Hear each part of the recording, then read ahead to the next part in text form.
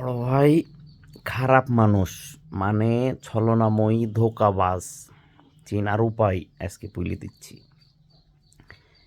একটা কাজ যদি এর সাথে থাকে, মানে একটা গুণ যদি এর মধ্যে থাকে, তাইলেই বুঝবেন এই ছলনাময়ী প্রতারক।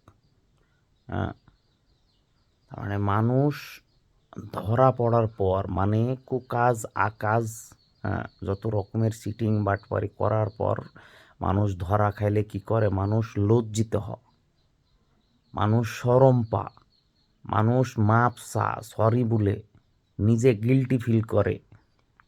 কিন্তু ধোঁকাবাজ কোনো দিন আকাশ কুকাশ কুইরি ধরা পড়ার পর দেখবেন যে এর মধ্যে সামান্যতম অনুশোচনা নাই, উল্টি আপনার পুর আবার মানে স্যাদ দেখাবি।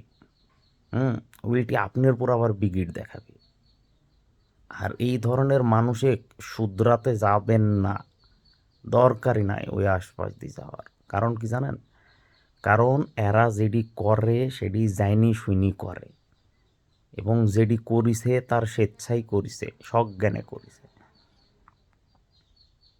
তো এডি হচ্ছে তারে চিনার উপায়, আর তারে কখনো শুধরাতে যাবেন না।